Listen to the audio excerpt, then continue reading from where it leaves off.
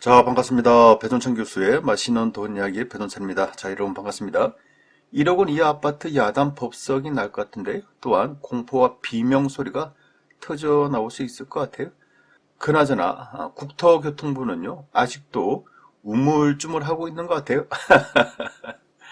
국토교통부 즉 정부가 아직도 우물쭈물하고 있다. 그것은 바로 공시가격 1억 원 이하 아파트 그런 소형 아파트 있죠. 이런 소형 아파트 부분에 대해서 우물쭈물하고 있다는 거예요. 그러니까 작년이죠. 작년 710 부동산 대책에 1가구 2주택자 이상은 취득세 중과세 요거 크지 않습니까? 여기에다가 양도소득세 중과세 그렇죠. 조정 대상 지역 이상일 때는 1가구 2주택일 경우에는 20%가 추가로 중과세되고 1가구 3주택자 이상일 때는 추가로 30%나 중과세 되지 않습니까? 따라서 타격이 크다 이렇게 볼 수가 있겠죠. 그런데 한 가지 예를 뒀죠. 그것은 바로 공시가격 1억 원 이하 소형 아파트는 투기의 대상이 아니라는 거예요. 투기의 대상 아니니까 이런 아파트에 대해서는 취득세, 중과세, 양도소득세, 중과세 예를 두겠다. 즉 중과세를 하지 않겠다는 거죠. 이러하니 전국적으로 공시가격 1억 원 이하 아파트들의 가격이 작년 710 부동산 대책 이후로 급등을 하고 있다는 거예요. 그러니 언론에서도 갭투자 1억 미만 아파트 10채씩 싹쓸이를 하고 있다는 거예요. 그리고 1억 이하 아파트 매매 광풍이 불고 있다는 거예요. 광풍이. 특히 부동산 투자 법인들의 1억 원 이하 저가 아파트 매매 거의 쇼핑을 하다시피 하고 있다는 거예요. 그러하니 저가 아파트에 대한 매매 거래 법인의 비중을 한번 살펴봤어요. 그러니까 살펴보니까 2021년 4월 달에는 전체 저가 아파트 매매 거래에 법인이 차지하는 비율이 5%밖에 안 되고 5월 달에는 7%, 6월 달에는 13%, 7월 달에는 14%, 그리고 8월 달에는요 무려 22%로 증가되었다는 거예요. 엄청나죠. 전체 거래된 비중에 부동산 법인이 22%. 그럼 제가 한 가지 여러분께 여쭤볼게요. 아니 부동산 법인들이 왜 공시가격 1억 원 미만짜리 아파트 사 먹을까요? 사택으로 사용하기 위해서?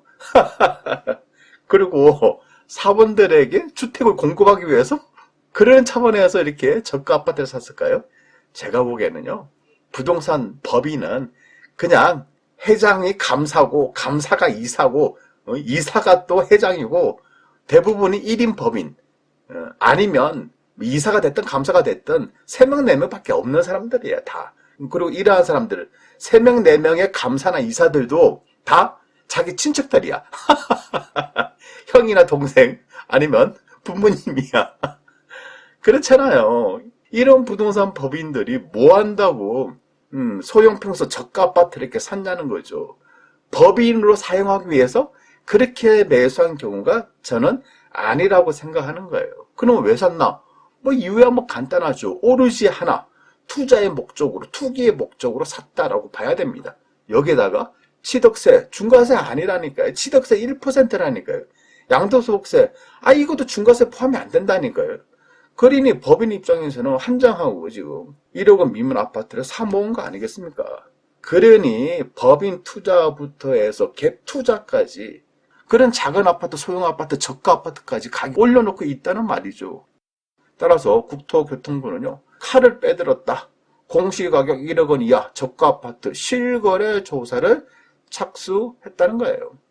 법인 1억대 아파트 싹쓸이 국토부 다운계약서, 명의신탁 등등 해서 실태조사를 나섰다. 칼을 빼들었다. 이런 식으로 이제 언론 기사들이 나오고 있다는 거죠. 그런데요, 제가 보는 점에서는 아무리 실태조사니, 다운계약이니, 업계약이니, 명의신탁조사니, 칼을 빼들고 막 해도 결국에는 별 효과가 없을 거예요. 갭 투자를 하는 사람들 이제 수십 명, 수백 명 잡고 또 발표를 하겠죠. 요렇게 해서 법인이 다운 계약서 썼다. 그리고 일부 회사 돈을 빼돌렸다. 그거로 갭 투자했다. 요렇게 해가지고 적게는 수십 명, 많게는 수백 명 요 선에서 잡는 거로 끝날 수가 있다는 거예요. 왜냐? 부동산 법인이든 갭투자든 갭투기꾼이든 간에 1억짜리 아파트 전세 8천 9천 끼고 사는데 명의신탁을 왜 합니까? 에? 몇십억짜리 아파트도 아니고, 그리고 무엇보다도 취득세, 양도세, 중과세가 안 되는데 뭐 한다고 다른 사람 명의로 해요? 그냥 당당히 내 명의로, 부동산 법인 명의로 하죠. 어차피 1가구 1주택이나 1가구 100주택이나 취득세 1%밖에 안 되는데 이런 거는 명의신탁 안 한다니까요. 그러니 잡을 사람이 없다는 얘기고요. 두 번째로 보면 자금 출처인데요. 아까 말씀드렸잖아요. 매매 금액이 1억이야. 전세가 9천만 원이야. 실투자 금액 1,000만 원만 있으면 돼. 요런 거 가지고 무슨 자금 출처 조사를 해요. 1,000만 원 가지고. 그래서 자금 출처 조사 이거 탈탈 털어봤자 요거 10개를 사봤자 투자 금액이 1억밖에 안 들어가. 이거 탈탈 털어도 나올 게 없다니까요, 이게. 웬만해서는 안 걸린다는 얘기입니다. 법인 투자 또한 마찬가지죠. 웬만해서는 안 걸려요. 이런 자금 출처 부분에서는. 금액이 싸니까. 그리고 다운계약서, 업계약서를 잡겠다는데요. 요즘 세상에 아파트를 사는데 누가 다운계약서 씁니까? 누가 업계약서 씁니까? 만약에 여러분들께서 부동산에 가가지고 공인중개사 사장님한테 이거 다운계약서 써주세요. 응? 얼마짜리인데? 1억 원짜리. 얼마 다운할 거야? 8천, 9천. 다운할 것도 없어, 금액이. 이런 걸 누가 다운계약서를 쓰냐는 겁니다, 이게. 말이 안 되는 거예요. 또 이런 거 누가 업계약서를 써요. 그리고 또 중요한 거. 요즘 세상에 다운계약서나 업계약서를 써주는 공인중개사 사장님도 안 계시고요.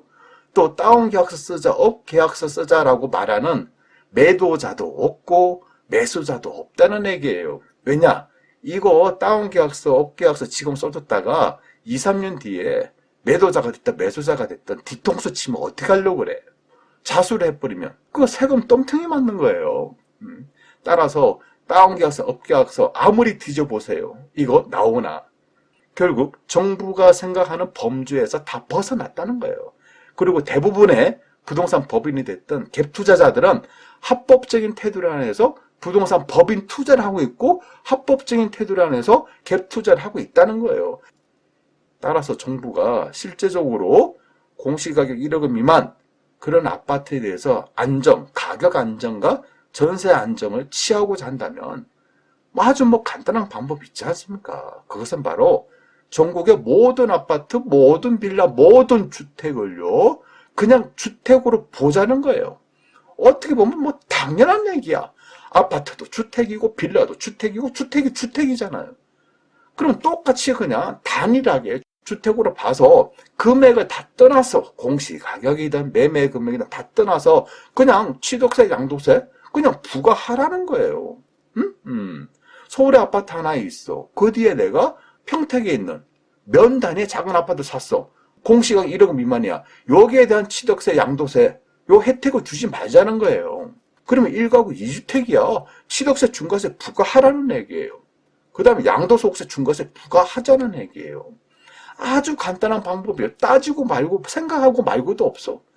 요렇게만 되면 제가 보기에는 급매물 바로 쏟아진다는 거예요. 요렇게만 되면 전세 가격도 바로 떨어진다는 거예요.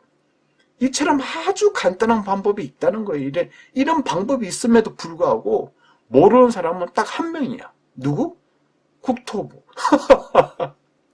근데 제가 보기에는 모르지는 않겠죠. 다만 시행을 안 한다는 거예요. 왜냐? 공시가격 1억 원 미만은 투기의 대상이 아니라고 생각하니까. 웬걸? 지금 다 투기의 대상이 됐는데. 그럼에도 불구하고 아직도 국토교통부는 우물쭈물하고 있다는 거예요. 아마 이렇게 되면 1억 원 이하 아파트 투자자들 입장에서는 공포와 비명소리가 터져 나올 수밖에 없다는 얘기예요. 그리고 매매가 됐든 전세가 됐든 1억 원 이하 아파트들 아마 무진장 쏟아질 거예요. 이렇게 되면 전국적으로 집값 안정에 상당한 기여를 할 것으로 보인다는 얘기입니다. 이상까지 배종찬 교수의 맛있는 동안 이야기였습니다. 감사합니다.